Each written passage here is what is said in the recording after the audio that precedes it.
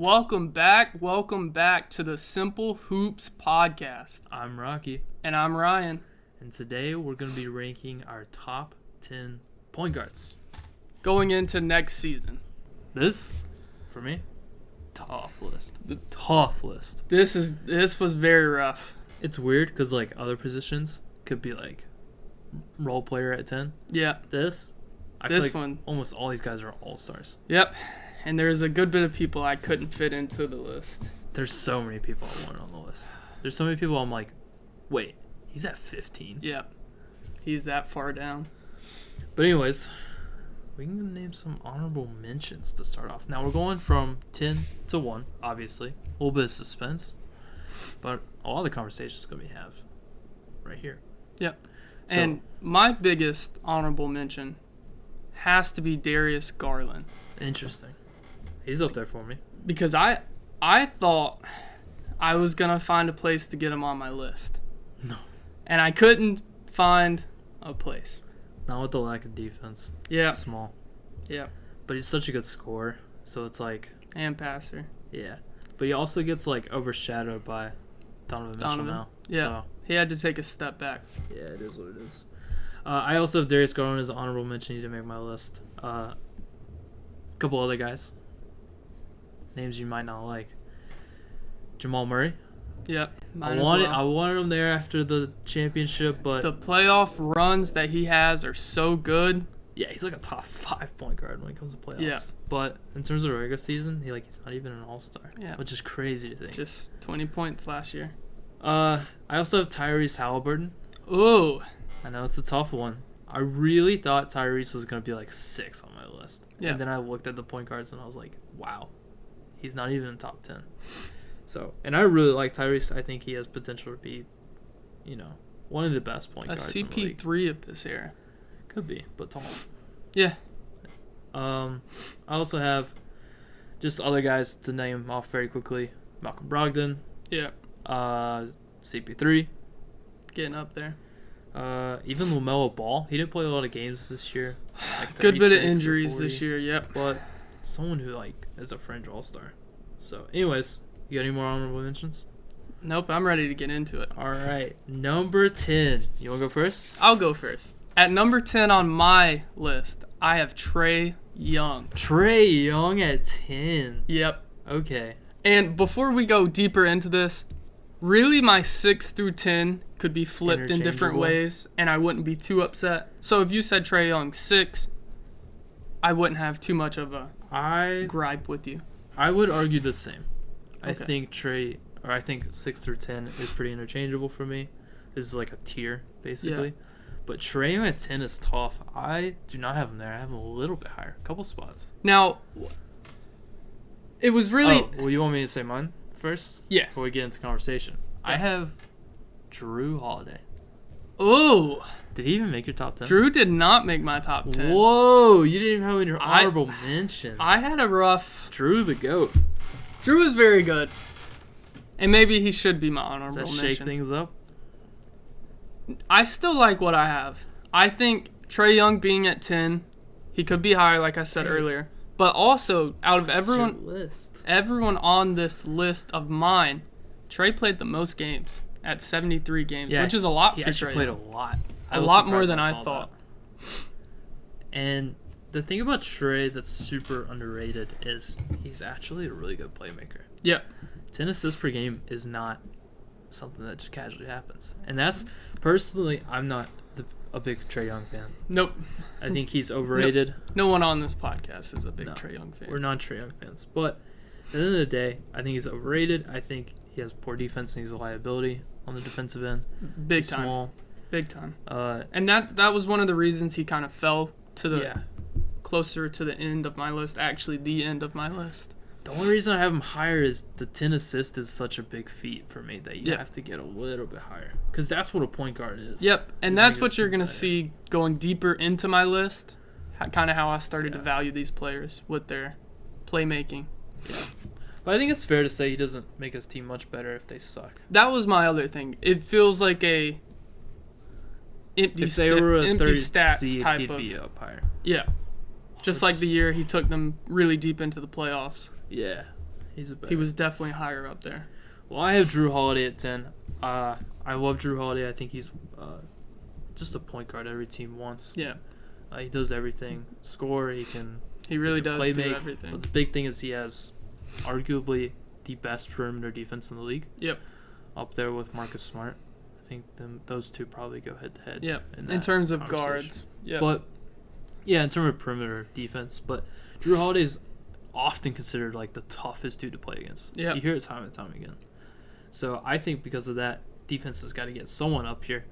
Drew Holiday is a guy I would love to have. And I like that one. I think everyone in the league would love to have that type of point guard. Yeah. A tough guy. And he's like teammate of the year. Like, yeah.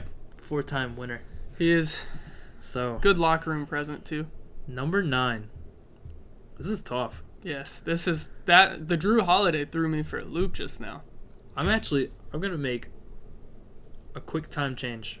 I'm gonna swap two guys. Yeah. So I'm not gonna tell you who I have at 9. I'm gonna tell you who I switched right now. Okay. I just downgraded James Harden to 9. To 9. James Harden is also my 9th ranked. Okay. Point guard. I had him at 7.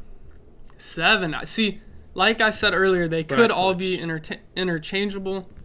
But James, the same thing you were saying about Trey with the 10 assists. James Harden, he can score when he needs to. He can facilitate. He can grab rebounds. Yeah. But he's also a phenomenal three-point shooter. Yeah.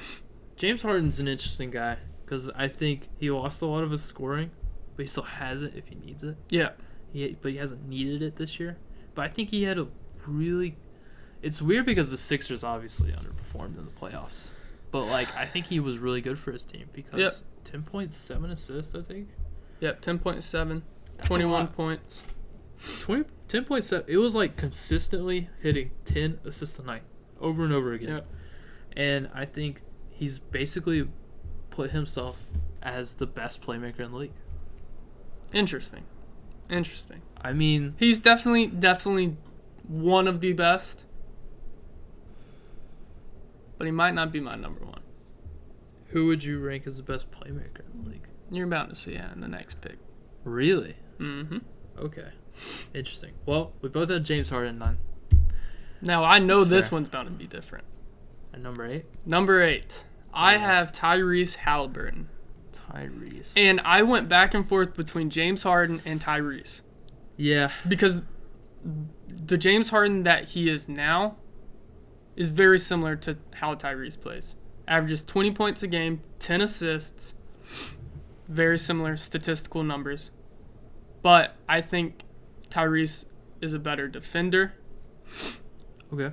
And his efficiencies were a little bit better than what James Harden's was. He shot 40% from 3. Yeah. Harden shot 38.5. Yeah. So on roundabout same attempts. But Tyrese also shot, if not 50%, extremely close to 50% from the field. I will say Harden had a surprising 60 true shooting percentage. Yeah. And Tyrese also had a 61 true shooting percentage. Okay. So I had to go really deep on James Harden and Tyrese to narrow out who I wanted to be at number 8. Well, my 8 is Trae Young. We've already talked about Trae Young. I think, again, we're not ranking these guys by whether we like them or not. We're just ranking them by how good they are. He gets 10 assists. So, but yeah, Tyrese Halliburton's the guy I wanted on my list so bad, but I couldn't find it. Yeah, and that's fair. 20 points was tough for me. When I got into it, getting this list figured out, I was honestly not sure if he was going to make it on my list. I actually wanted him on my list, and then as it went on, But Tyrese is also one of my favorite players to watch. Yeah, a little biased. A little bit of bias. I think it's fair. I definitely think he is super, super high potential.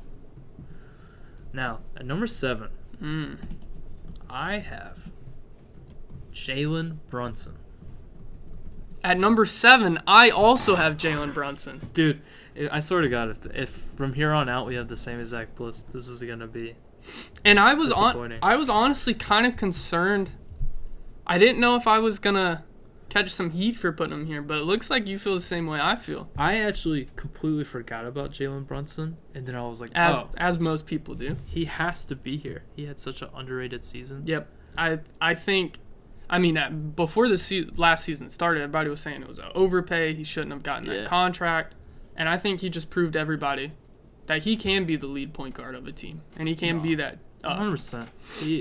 And in the playoffs especially. Yeah, the playoffs. Really, he was playing very good. He was just a guy that, like, especially he would have been so much better if Tom Thibodeau played him. Yeah. Because I remember there were so many complaints about Tom Thibodeau. You know, he's got a system. He doesn't like playing guys who can't play defense. Yeah. And that's one knock on him, I guess. But at the end of the day, he just brought. I mean, he got New York back in the playoffs. Yeah. So that's worth something. I would say he was the best Knick in the playoffs. Yeah. No. Julius Randle's always a disappointment. Yeah. RJ Barrett disappears. It's always Brunson. Brunson is that guy for New York, which is very surprising. Because they were signing him in hopes to be that second star. He had that crazy playoff performance. Yeah. Luka. Yeah. Was injured in the first round. So, no, I definitely think Jalen Brunson's underrated. Probably one of the most underrated players in the league. Yeah. I think this is a good place for him on our list. Yeah, yeah. I wonder if he's like a guy who's going to fall next year. Yeah, maybe having just one really good year and then dips back. Because it doesn't seem like a guy would be number one. Yeah. Now, number 6. Let's see if the trend continues. At number 6, I have De'Aaron Fox. Interesting. So, I'm doing a last-minute switch. Yeah. I also had Fox here, but I'm switching, and I want to put Ja Morant here. Yeah. Why do I have Ja Morant lower than De'Aaron Fox? Well, man's a straight shooter everywhere but on the court. Hey. It wouldn't be a Simple Hoops episode if it wasn't a Ja Morant joke. So, I agree. I think these two are also very similar in terms of, like, neither one can really shoot that well, but Fox did show that he could shoot, and he's improved throughout the playoffs. He can't shoot that well, but he proved he can shoot. Makes sense. Hey, he can't shoot the best, but over his career, he has improved at his shooting. No, both of them actually have improved from 3-point in the last couple of years. I think Ja Morant, I don't know, the Grizzlies just had a bleh season. Yeah. It was like, maybe they could have done something if the whole controversy didn't happen. Yeah. But, like, I don't know. I never was, like, looking at the Grizzlies a lot this year. And I feel like Ja Morant isn't so much that he had a disappointing season. I think De'Aaron Fox had such a special season. Yeah. I think higher. Yep. That is fair. And I couldn't decide with Fox because he is the guy that led the Kings back to the playoffs. Yeah. But I think this is a good place for him at this spot on my list. I think at the end of the day, in the playoffs, Ja Morant wasn't there. Yeah. De'Aaron Fox was one of the clutchest performers in the entire league. That is fair. I think that's what puts De'Aaron Fox higher for me.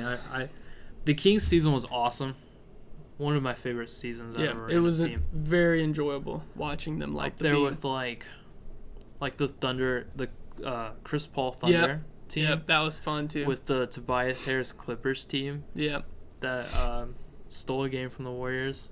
Just one of those teams that's just fun. It's always exciting rooting for him. Yep. And I think De'Aaron Fox is a guy that has had so many doubters. Yes. So many. People keep doubting him. Keep doubting whether he deserved the bag, whether he deserved the keys to the franchise. And listen, he's not going to be a number one option, but he's good. Yeah. He's proved that he can be really good in this league. So I like De'Aaron Fox more than Ja Morant this year. But in most normal years, Ja Morant. Yeah. And that's the direction I went with number 5, being Ja Morant.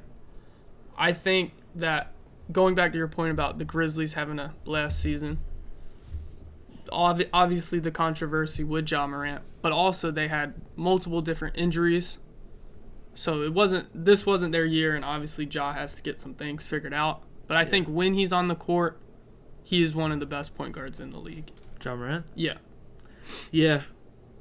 It's weird. I definitely think that Ja Morant, potential-wise, looking at this list, he'll be like a 10-time All-Star type of guy. Yeah, because he'll be there. There's times where he's on the court and you have no idea what he's about to do. But when he does it, you say, "Wow." I will say the thing I like about Ja is he's always improving his game because he improved his 3-point percentage and his playmaking, which is nice because that's kind of a mold where it's like Jalen Green almost, where it's like this dude could just be a scorer with athleticism, or he could be someone who actually like leads the team. And I think Ja Morant kind of, although he had growth this season, he failed to prove that he can lead a team. Yeah, that is the biggest knock on Ja Morant De'Aaron Fox led a team. Yep. He got him. That is the biggest knock on Ja Morant right now is his leadership. Grizzlies had a better record, but in terms of De'Aaron Fox was that leader for the Kings. Yeah. So, anyways, I'm looking at this top 4. I think we have a very similar top 4. We should.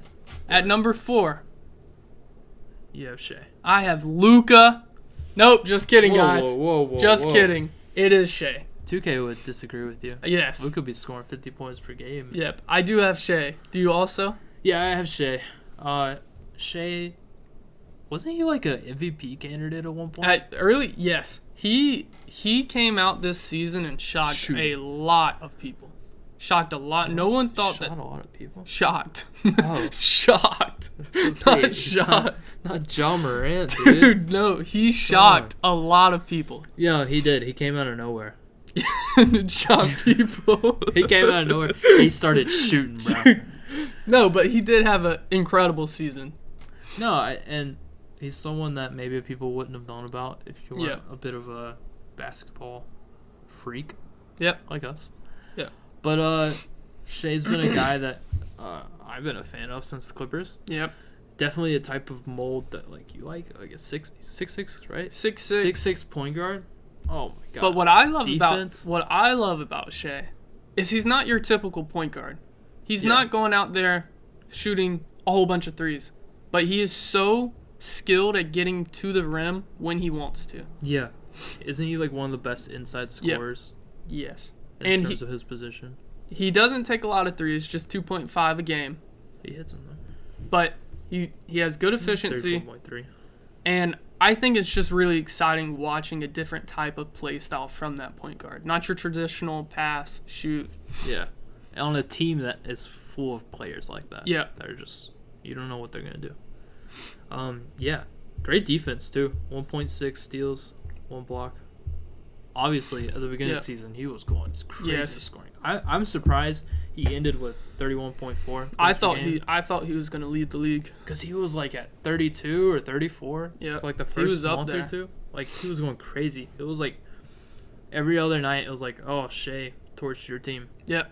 It was crazy. There's nobody was stopping him. That beginning of the season, Shea was unbeatable. Prize Pick's favorite player. Yes, he was. Or most hated because he was always going over. I was just about to say that. It was a constant hit if you took his points. The over on him was crazy. Okay, number 3. We both have Dame. Yeah. Damian Lillard at number 3. Bust. He sucks. Dame? Yeah. Rocky doesn't like Dame. No. Dame is it's crazy. How old is he? 33, 34. He had his best year in the league. His best season last year. Averaging 32 points, 7 assists, and 5 rebounds, and did play just below 60 games in the season. 32 years old. A little bit younger than what I thought. 32 points per game. Yep. He quite literally had his best season, arguably. 64 true shooting percentage. Oh my god. He was just really good, and it went so under the radar. No one was talking about Dame. Wasn't the Blazers a really good team in the beginning? Yeah, they started off really good. And they fell off. Yeah, Blazers stay disappointing, but Dame is here to play. That is true, and that sums up the last 10 years of Blazers basketball. But hey, Dame has a heat. Yeah. Best point guard out in the East if he... Yes, he would be.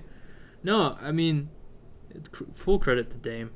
He constantly comes out here and just performs. Hey, I cried. He dropped 70 points on my team. Hey, that was tough. That was an insane game. He had 50 at half. That hurt my soul.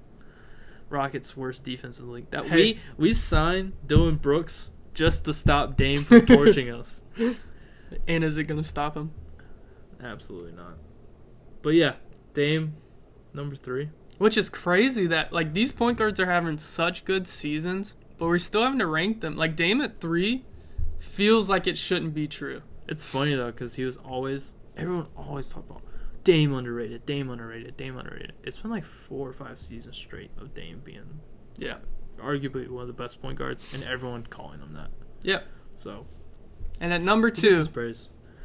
Now, 1 and 2, I think we have the same, but you could switch up. But number 2, I've 2K legend, Luka Doncic. Okay, good. Luka. I'm glad we agree on this. Yeah. Because Luka has the potential to be, almost like what Vic has the potential to be too. Yeah. Just think of this dude who just is a cheat code. Yeah. Just does whatever he wants. He does whatever he wants, however he wants. Yep. Whenever he wants. These guys come from Europe and they just do whatever they want to these poor American boys. Yep. This is true. That is true. They do whatever they want. No, Luka, another just dominant season. 32.4 points per game. 8 assists, 8.6 rebounds. Yeah. Crazy. And he's efficient. Like, yep. I think of him as like a shot chucker. Like, it just can't. Yep. Not like a shot chucker, but like just taking a lot of field goals. Taking a lot of shots. To be efficient in it too, it's crazy. I mean, it's insane that this team struggles as much as it does with Luka. And I think that's the one thing that that team needs to figure out what they need to put around Luka, so he can start inching up to the different debates, the GOAT debates. I mean, dude, I know if you're 2, I don't think that's bad. No, because he's still an MVP candidate. Yeah, he could totally win MVP next year. Top 10, and still be considered number 2. Top 10 player in the league. Yeah, he probably is considered up there. Yeah, that'd be a tough list to do, but I'm sure he'd be top 10. And definitely probably. In terms of like ranking who's going to be the GOAT in like 5 years. He's definitely up there. If we're ranking the next generation of potential GOATs, he's top 5 on that list. Just dominant. And dominates me in 2K. Yes. 2K, 47 points per game. 2K Luka Doncic is the worst. He'd be averaging 50 in the conference finals. He won't let you through. Finals MVP was 67 points, 15 rebounds, you play the 17 assists. All you can do is take advantage of JaVale McGee. Although JaVale McGee be dominating too, let's be honest, bro.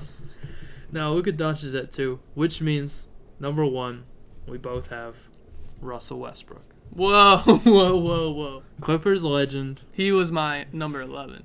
Russell Westbrook. He only played half a good season, though. But let's get real. Let's be serious.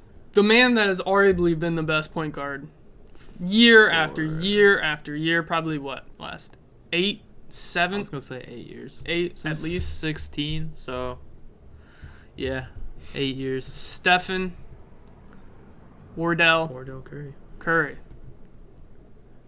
I mean, there's not much to say. The greatest, I have it written down, the greatest shooter of all time. Yeah. 42.7%. I don't know. He had the most points in a Game 7 until Tatum had something to say about it. Jason Tatum. But so for 3 days, he had it. Yeah. But no, 50 points in a Game 7. Steph Curry, most dominant shooter of all time. Yep. One of the best scorers in the league. Has truly changed how basketball is played. And just the effect he has on his team is insane. Yeah. Like, the gravity that he pulls. Oh, yeah. On and off the ball. I mean, I really don't even know what to say. Yep. It's Steph Curry, guys. It's literally Steph Curry. I mean, he's the best player. It's widowy Steph Curry. It's a widowy. Widowy? Steph Curry is the best player of all time. Literally, probably.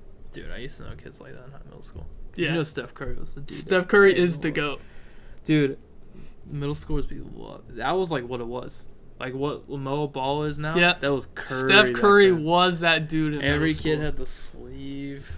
Started wearing Under Armour shoes. Yeah, dude. It was bad. Yeah. Everyone's Under Armour shoes. They had the Currys. Yep. It was bad. The blue and gold ones. Because that's the only ones Everyone's that you could a buy. Warriors fan. Everyone. He brought in so many fans. Bandwagoners. He changed the Warriors franchise. Yep. And at the age of what? How old is Steph Curry? 34, 35. I think he's 35. He's getting up there. He is. Yeah, 35 years old and being the best point guard in the league is crazy. Hey, it's what shooting gets you guys. Think 2 years later, that's Chris Paul's age. Yep. And I think he'll still be up in the top range. Curry could dominate until he's 40 because he can shoot. Imagine him shooting at 47 years old. Dude, is this the season that he... Or no, it was last season he got the 3-point record. Yeah, it was last year. Last year? Okay. No. I'm trying to... I feel like with number one, you have to have something to say. Yeah, well, you know... It's Curry. What more to say? It's such Curry, a cop-out. No, but he changed the game of basketball. Yeah. Like, the entire game is played differently due to what Steph Curry and the Warriors did. Yeah. Changed every team. Every team is going for shooting. I mean, you go to a middle school game and there's kids trying to pull up half-court threes. Dude, going to a high school game, it's insufferable. Yep. Just half-court threes. Although that's the Melo Ball effect, too. Yeah, that is the fair. half-court shots. But Curry was the beginning of those deep shooting threes. Logo threes. But that's our list. That is the list, guys. Top 10 point guards. I hope you've enjoyed this little fun episode of Simple Like and Hoops. subscribe. All right. Later, guys. Deuces.